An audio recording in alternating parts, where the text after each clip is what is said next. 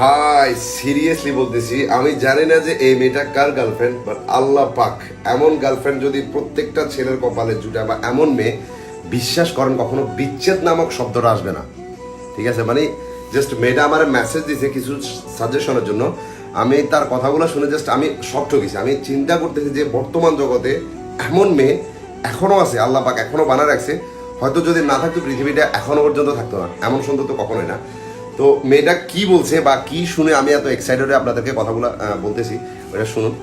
মেয়েটা বলতেছে যে তার সাথে একটা ছেলের রিলেশনশিপ আছে এবং সেটা মেয়েটার পরিবার বা ছেলের পরিবার দুজনেই জানে। ছেলেটা বাইরের দেশে থাকে এবং ছেলেটা যখন বাংলাদেশে আসবে তখন মেয়েটাকে বিয়ে করবে এবং সব কিছু কথাবার্তা পাকাপাকি হয়ে আছে।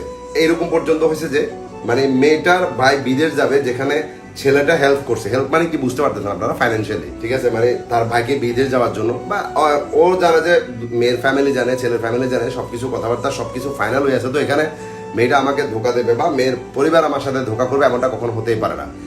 এখন মেয়েটা আমার যেটা বলতেছে যে ভাই আমাকে কিছুদিন আগে একটা ছেলে দেখার জন্য আসছিল, যে ছেলেটা একটু রিচ পরিবারের থেকে আসছে, আর এইটা দেখে আমার পরিবারের ফুল মত চেঞ্জ হয়ে গেছে। এখন আমাকে এত মারধর করতেছে বা এত আজে বাজে কথা বলতেছে যে আমি ওইখানে বিয়ে করতে হবে, ওই ছেলেটাকে আমি বিয়ে করব না। মানে ওনারা আমার কাছে আমাকে এখন ওই ছেলের সাথে বিয়ে দিবে না, বিকজ মানে ওই ছেলে থেকে একটু ভালো পজিশনে থাকে এমন একটা ছেলে আমার জন্য বিয়ের প্রস্তাব নিয়ে আসছে এবং ওই ছেলেটা আমাকে পছন্দ করছে, যার জন্য আমার ফ্যামিলি ডাইরেক্ট পাল্টে নিয়ে নিছে সবাই। ঠিক আছে, এমন না যে একজন নিছে, একজন না, সবাই নিয়ে নিছে। ঠিক আছে, কিন্তু ওই ছেলেটা যে আমাদের জন্য কি করছে বা আমার পরিবারের জন্য কি করছে, আমার ভাইকে বিদেশ যাওয়ার জন্য কি করছে, সবাই সবকিছু ভুলে গেছে ভাই। মানে জাস্ট আমি অবাক হয়ে গেছি, আমাকে প্রতিনিয়ত টর্চার করা হইতেছে এমন পর্যন্ত মেয়েটার সাথে করতেছে। মেয়েটা নিচে বলতেছে ভাইয়া প্রতিনিয়ত আমাকে হুজুর থেকে পানি পরা আনি খাওয়াইতেছে, এটা খাওয়াইতেছে, ওইটা খাওয়াইতেছে, মানে আমাকে তাবিজ করার চেষ্টা করতেছে আমার নিজের ফ্যামিলি, মানে যাতে আমি ওই ছেলেটাকে ভুলে যাই এবং আমি যাতে ওনাদের পছন্দ করা ছেলেটাকে এখন বিয়ে করে ফেলি, বিকজ ওই ছেলেটা অনেক রিচ। তো আমি জানি না যে আমি কি করবো বা এই চক্রটা থেকে আমি কিভাবে বাইরে হবো। আমাকে হেল্প করবে যে এমনও কেউ নাই, বিকজ আমার বয়ফ্রেন্ড ও বাইরে থাকে, যার জন্য ও চাইলে এখন দেশে আসতে পারতেছে না। ও দেশে আসতে আরো 5 মাস সময় লাগবে, যার কারণে এখন আমি এতটা অসহায় পড়ছি যে আমি কি করবো বুঝতে পারতেছি না। এখানে কিন্তু আবার একটা প্লাস পয়েন্ট মেয়ের জন্য এটা আছে যে ছেলের পরিবার মেয়েটাকে প্রতিনিয়ত বলতেছে যে তুমি আমাদের বাড়িতে চলে আসো, যা হবে আমরা দেখে নেবো, তুমি এখানে চলে আসো।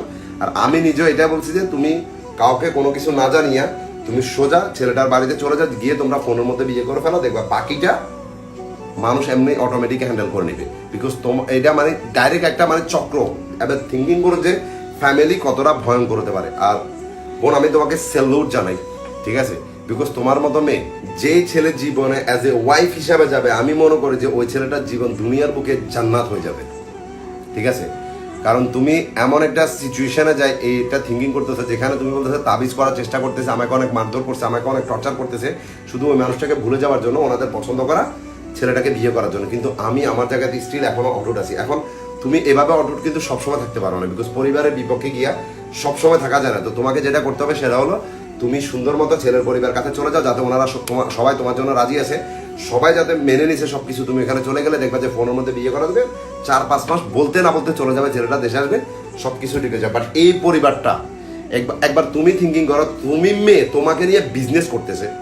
ঠিক আছে, প্রথমে এই ছেলেটা যখন ছিল, ও যখন সবসময় হেল্প করছে, সবসময় সবকিছু কেয়ারিং করছে, দেখাশোনা করছে, মানে ফাইন্যান্সিয়ালি সাপোর্ট করছে অলওয়েজ, তখন এই ছেলেটা পারফেক্ট ছিল তোমার পরিবার কাছে। এখন ওর থেকে বেটার কাউকে পাই গেছে, তো এই ছেলেটা কিছু না। আমি আল্লাহর কাছে মন খুলে দোয়া করতেছি যে আল্লাহ যাতে তোমাদের ভালোবাসাটা সাকসেসফুল করে এবং তুমি যাতে তোমার যে ভালোবাসাটা বুকের মধ্যে রাখছো সেম ভালোবাসাটা যাতে তোমার পার্সনটা তোমাকে অলওয়েজ বাসে।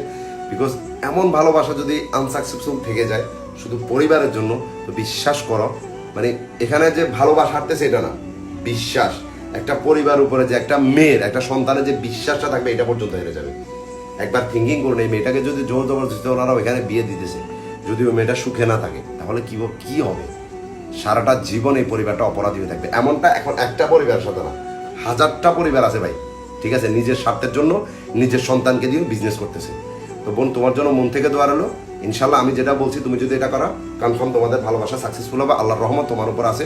ইনশাল্লাহ তুমি ধৈর্য ধরো এবং অপেক্ষা করো, যেটা বলছি সেটা করার চেষ্টা করো, দেখবা সবকিছু ঠিক হবে।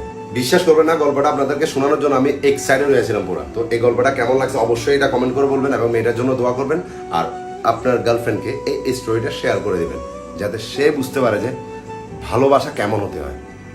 পুরো পুরো পরিবারের সাথে যুদ্ধ করে একটা মানুষের জন্য স্ট্রেট দাঁড়ায় থাকতে হবে, যাই হয়ে যাবে আমার ওরেই লাগবে, এমন করে ভালোবাসা হয়।